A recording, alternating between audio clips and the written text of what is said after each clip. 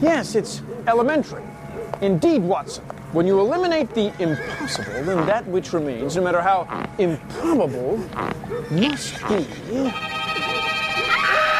Bill Nye the Science Guy. Bill Nye the Science Guy. Bill Nye the Science Guy. Science rules. Bill Nye the Science Guy. Inertia is a property of matter. Bill Nye the Science Guy. Bill. T minus 7 seconds. Bill Nye the Science Guy. Brought to you by Little Sisters Security System. When you want to know who's been messing with your stuff, call Little Sisters Security System. Catching Little Sisters red-handed since 1979.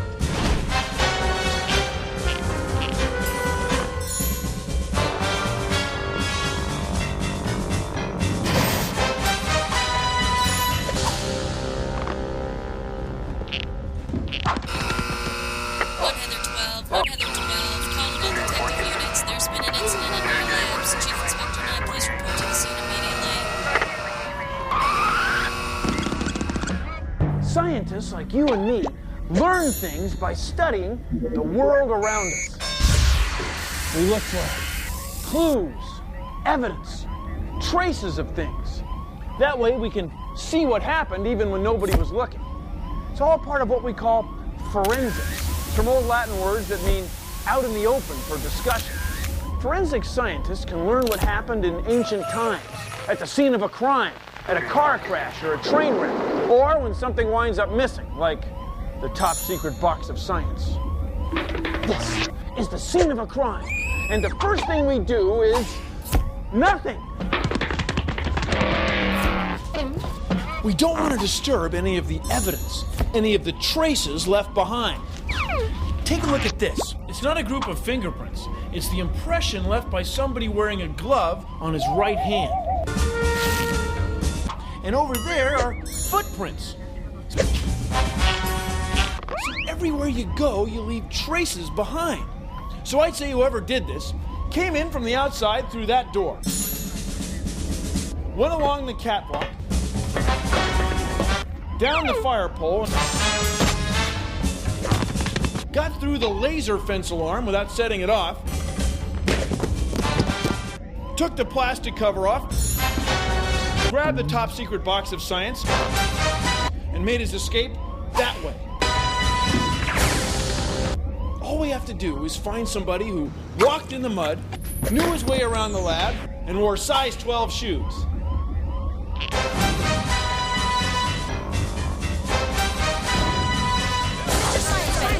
Suspect. No, I was just demonstrating how people leave traces behind, that's all. Tonight, Unsolved Mysteries. A bike is missing. A girl is upset. On closer examination of the crime scene, clues are found on the ground. Using forensic reasoning, and by following the trail of ice cream, the culprit is found.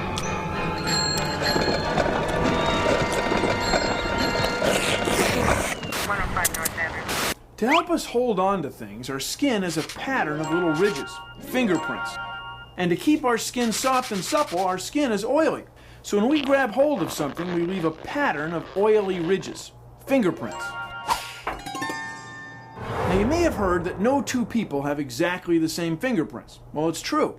And scientists can see fingerprints by dusting them with a fine powder, like here at the crime lab. Or we can get fingerprints from a person, like this.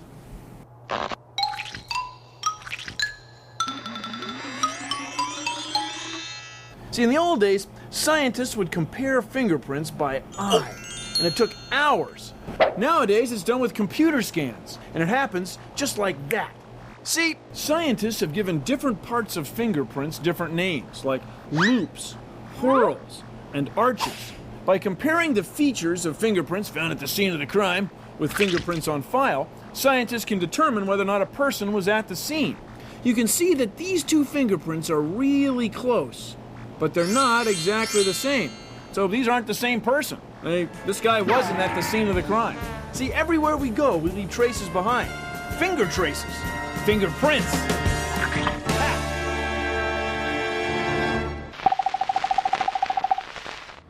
Animals aren't the only things that leave tracks. Cars and bicycles do too. There are a lot of different types of tires. They aren't as special as fingerprints, but they can still help narrow down the possibilities. I made a few calls. The tire that left this print was unique to unicycles.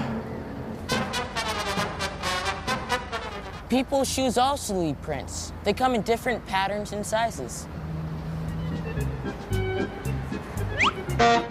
Looks like a match. I don't know what's going on around here, but I bet it involves circus people.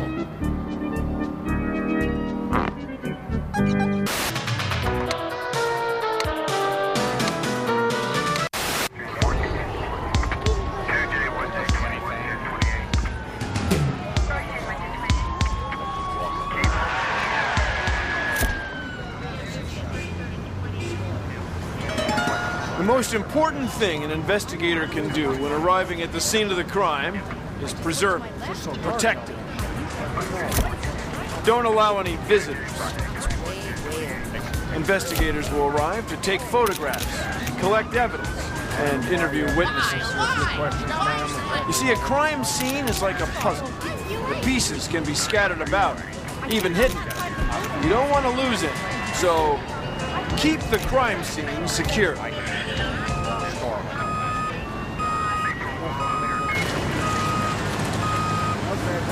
Hey, science guy. Hey, Bill.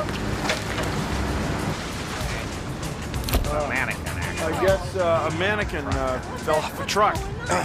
See, this was more of an exercise, really, than an actual crime. Punch it. Donuts or something? Let's go get a butter horn.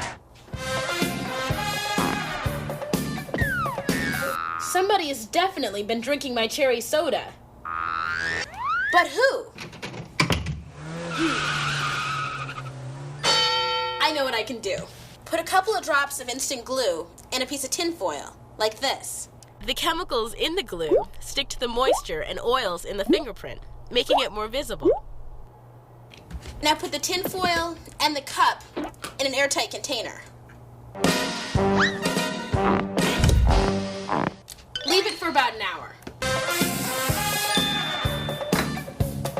See, every individual has their own set of fingerprints. There are no two that are exactly the same. That means that there's only one person who could have drank my cherry soda.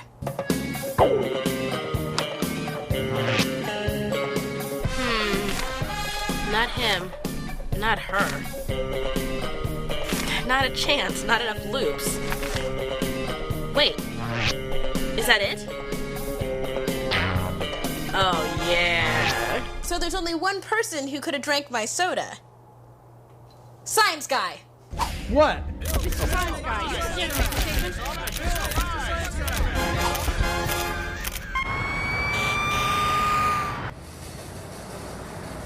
There was a fire here. This part of the roof is badly burned. This part of the roof is gone. It might look like this place is completely burned up, like there's nothing left. But you know what forensic scientists say? Every fire tells a story. There are plenty of clues around here. You just have to know where to look.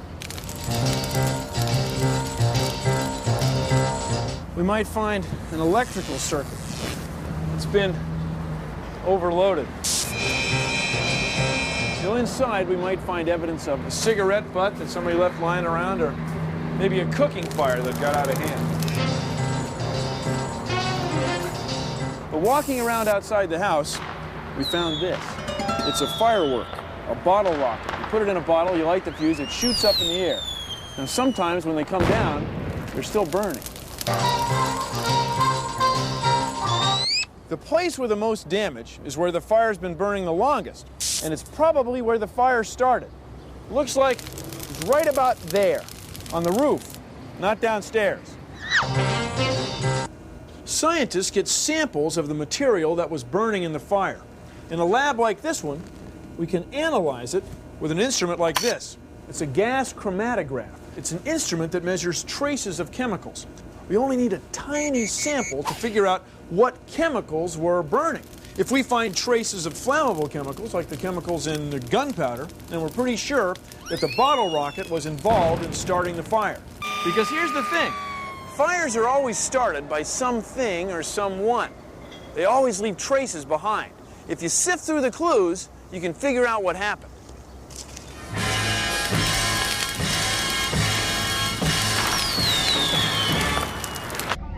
Your teeth are different from anyone else's. Forensic scientists use teeth and teeth marks to reconstruct events from the past. Take this apple, for example. Notice the bite marks.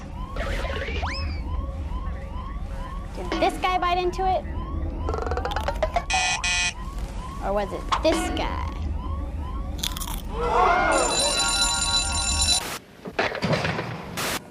If scientists can get hold of a piece of somebody, their blood, snot, spit, or a flake of skin, scientists can identify that person because inside almost every cell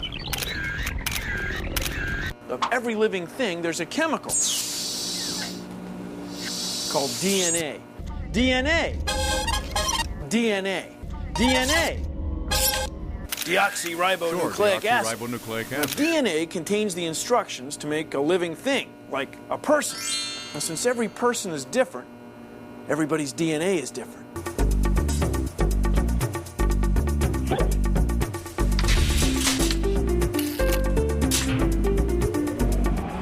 Scientists carefully separate the DNA from the cells.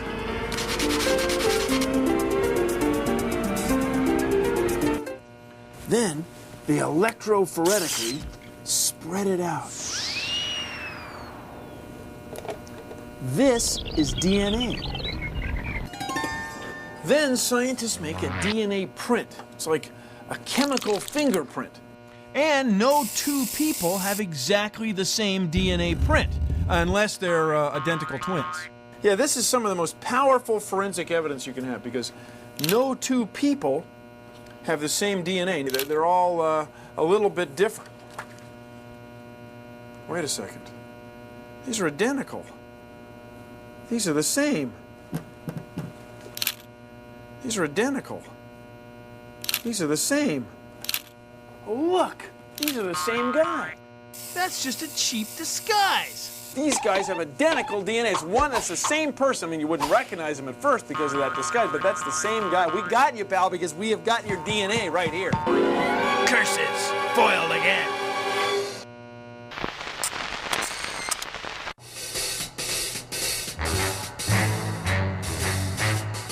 There's a crime scene and they ripped off our ice cream and we're gonna find out who did it. This is the chromatography test, and there's a note left at the crime scene. What we're doing is we're cutting a piece off the note. The water will crawl up to the ink, and it will turn the ink into different colors. We have different pens here, all labeled different numbers, and all the suspects had pens. We have to match it up with the colors that the note turned to figure out which pen wrote this note.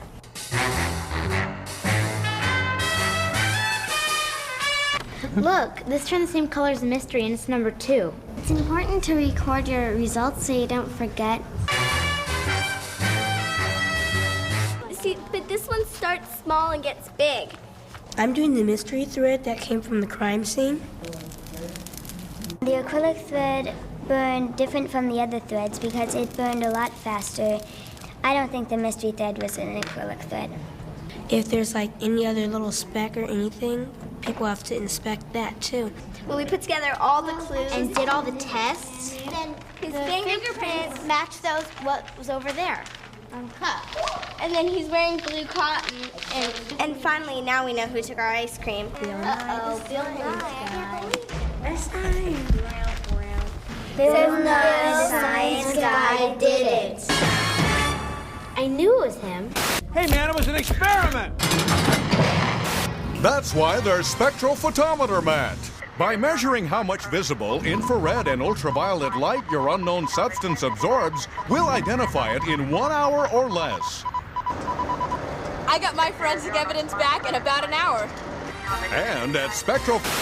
I am holding in my hand a highly advanced instrument that detectives use to fight crime. Of course, I'm talking about the common pencil.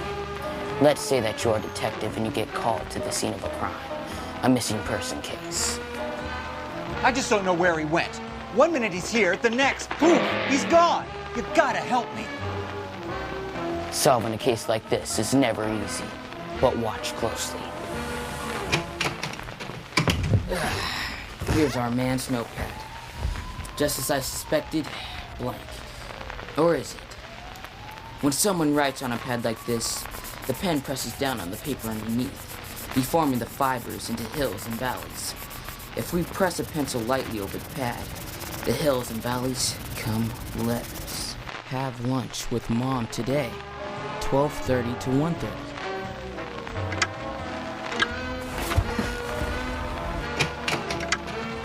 Well, did you find him? Don't worry, I think you'll see your man again real soon. A pencil. No good detective leaves home without it. When someone dies, scientists often perform what's called an autopsy. That's from a Greek word that means to see with one's own eyes. And that's just what scientists do.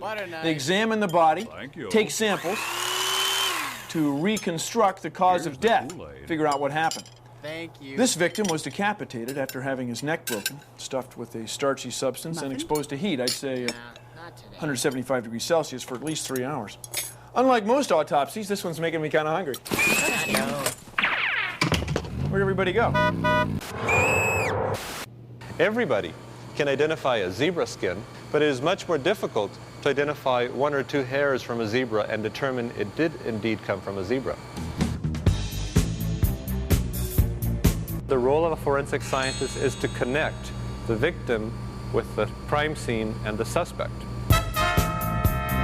We use blood and tissue to run tests using protein and DNA techniques to determine what the species is of the evidence item, as well as to solve the mystery of where an animal might have come from.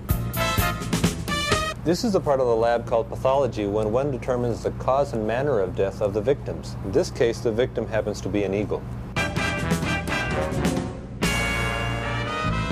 If you imagine a triangle, and at each tip of the triangle we place the suspect, the victim, and the crime scene.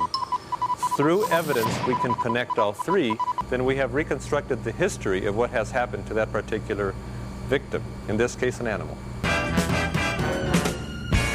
Being a forensic scientist can be very rewarding because sometimes you're protecting an endangered species that otherwise have no protection. Other times it can be very depressing because items come to us which really show the nature of man for killing things, sometimes unnecessarily.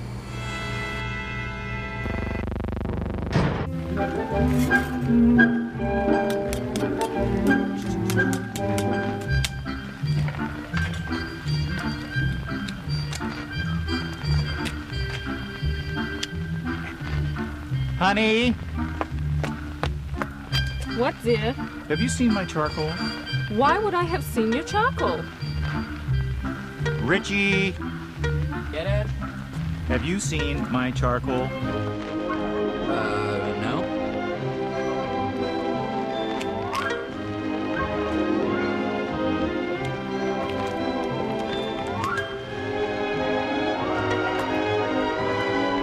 What's the meaning of this? Oh, Richie, how could you?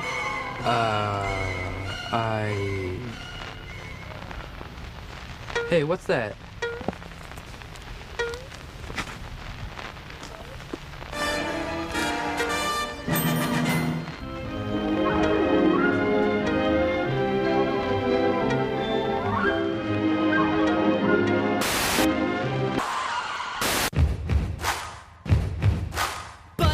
brand took this pop, can't know it from this hair, cause I took it to the lab today. You left spit on the ground, it's what I found.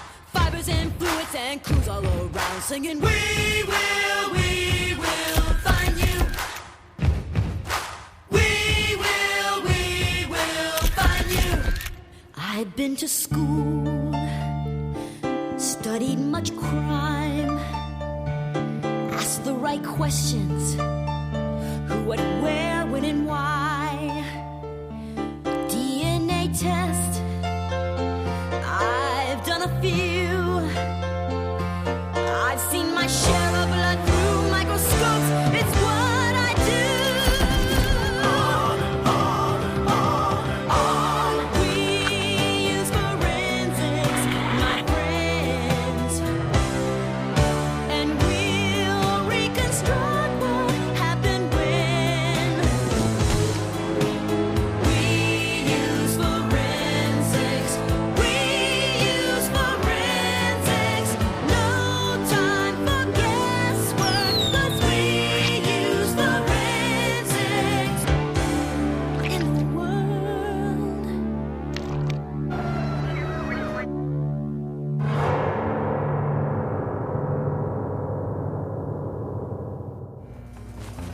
Well, that's our show. Thanks for watching. Hope we solved some forensic mysteries for you. Well, if you'll excuse me, I've got some evidential bones to crush. Produced in association with the National Science Foundation. See ya! Scientists like you and me learn things by studying the world around us. It may not look like it, but there have left traces of having been here. You said you saw the whole thing.